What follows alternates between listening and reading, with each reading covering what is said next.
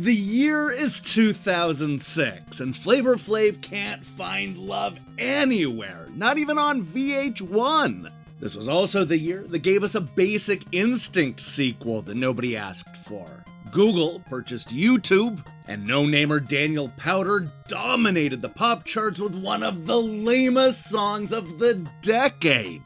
But we're not here to have a bad day, take one down, and sing a sad song just to turn it around, because today we're going to be counting down Electronic Gaming Monthly's worst reviewed games of 2006. Yeah, these games definitely had a bad day.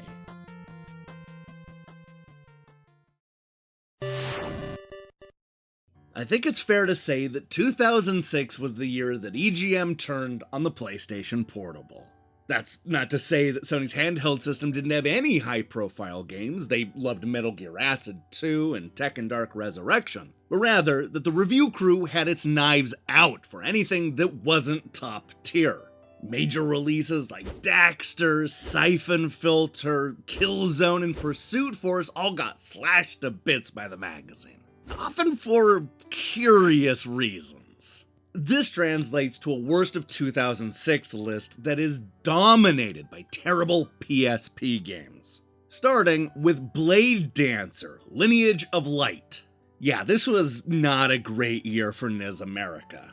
Not only did this poorly conceived role-playing game land at the number 5 slot, but their other PSP release, Spectral Souls, came only a 1/10 of a point away from also landing on this list. So you may ask, what gave Blade Dancer the edge? Let's let Michael explain.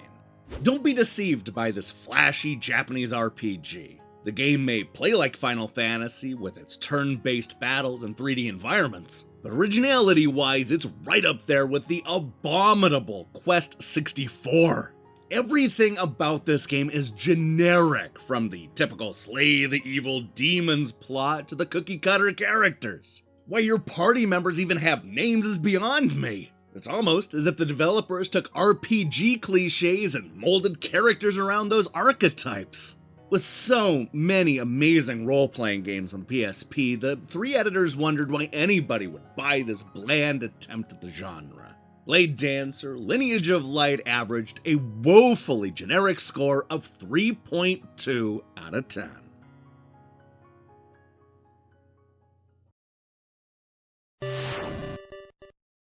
Hey, do you remember a couple of episodes ago when I mentioned that Rengoku, the Tower of Purgatory, was the worst reviewed game on the PSP?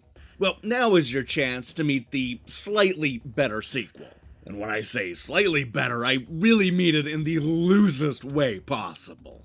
Where the original averaged a rock-bottom score of 2.3 out of 10, this little hyped follow-up received a 3, a glowing recommendation by comparison. I mean, that definitely shows that the developers were listening to the critics, right? Looking at the EGM reviews, it's clear that Rengoku 2 makes a lot of the same mistakes as its predecessor. Michael describes the game this way. The sequel features the same limb customization, fighting, and ho-hum multiplayer mode. But whatever enjoyment you might get from rocking and socking a bunch of fugly-ass bots is negated with its horribly repetitive, if not punishable, game design.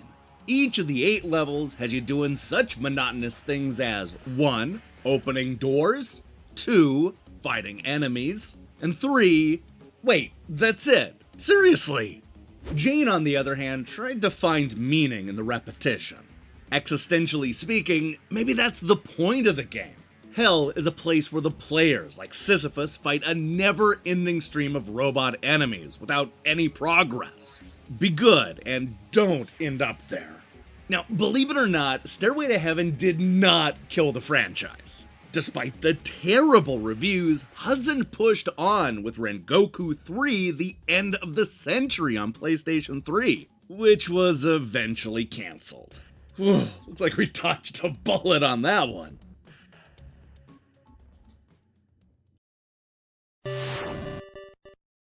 If you asked critics in the early 2000s what ambitious open-world action game would go on to change the industry forever, many of them would have said The Getaway before mentioning Grand Theft Auto. With its realistic presentation and Guy Ritchie-inspired style, the Sony exclusive looked like it had the genre all snatched up.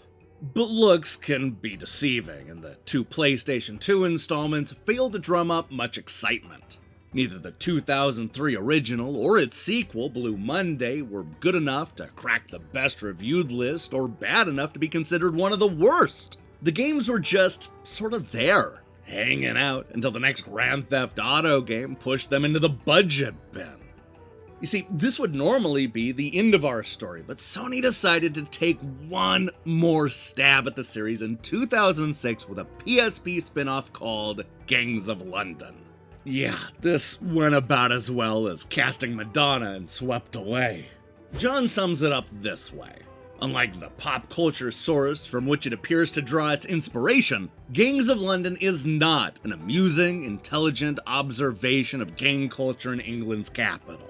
Nor is it a wry and clever piece of social commentary woven into the fabric of an enjoyable gameplay experience. It's simply a portable piece of ugliness that lacks humanity, wit, or any entertainment value whatsoever. Eesh, that's one of the nastiest reviews Electronic Gaming Monthly ever published. With an average score of 2 out of 10, Gangs of London is proper bullocks.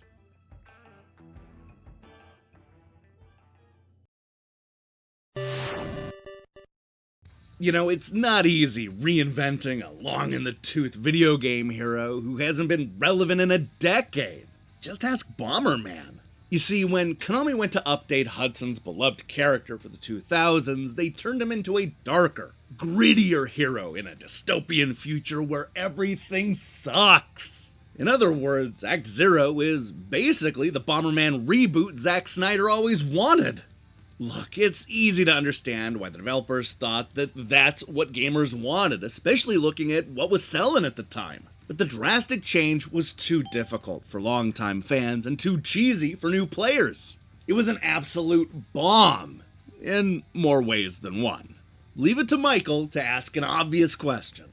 Who greenlit this abomination?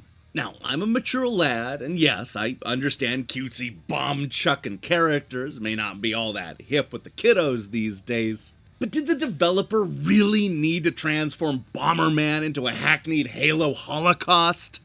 Ray absolutely hated the game, calling it Bomberman's biggest misstep of all. More like a misleap, really. Where exactly is the logic in a full-price, single-player-only Bomberman game that requires an internet connection for multiplayer and saving stats? Yeah, say what you will about the gritty new look and dystopian setting, but the real problem with Bomberman Act Zero is that it doesn't support single-screen multiplayer. That's the whole point of this series. It's like making a Grand Theft Auto game where you refuse to steal cars. Man, no wonder this ill-fated Bomberman reboot averaged an explosive 2.7 out of 10.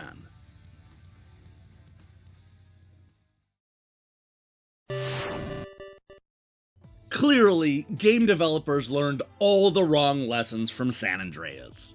In the wake of Grand Theft Auto selling tens of millions of copies, you started to see a lot of gang-themed gangs pop up on home consoles. I'm talking about 187 Ride or Die, 50 Cent Bulletproof, and so many more. All misunderstanding what people liked about Rockstar's open-world epic. The very worst of the subgenre was Crime Life Gang Wars, a pathetically limp action game from the company that gave us American Idol and Who Wants to Be a Millionaire? Yeah, Crime Life is the gangsta equivalent of seeing your parents dab for the first time. It's almost as if they set out to make a game so lame that it effectively killed the subgenre. It's no surprise that Electronic Gaming Monthly loathed this game. Let's let Brian explain why it's the worst game of 2006. The back of the box reads, so you wanna be a gangsta? Oh hell no! From Crime Life's ridiculous missions to its butt-ugly presentation, fighting for dummies combat, and horrible camera, this deeply flawed sandbox game is way overpriced, even at $20. Greg Seward also hated the game and took aim at the atrocious presentation. What Crime Life needs even more, though, are graphics that don't look like they were done for a PlayStation 1 budget title. Seriously, Crime Life is one of the worst looking games to come out this year. Just another reason to stay away, I guess. Now, it's worth mentioning that this awful San Andreas wannabe was published by Konami, which means that the company that brought you Contra and Castlevania are responsible for 3 of the 5 games on this list. Yeah, Konami may have topped the best of list with Metal Gear Solid 3 Subsistence, but with an average score of 2 out of 10, Crime Life Gang Wars officially becomes the worst reviewed game of 2006.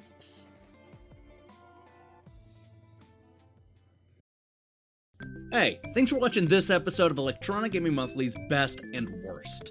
If you liked what you saw here, then you should know that we're going to be posting new episodes leading up to the new year. And with only 2 weeks left, that means there are only 4 more episodes. I can't believe we're almost at the end. Now, here's the question I have for you.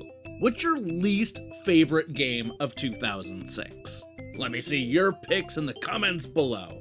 In other news, we'll be back next week with a look at the best and worst of 2007. Plus, who knows, maybe something else. I'm not sure yet.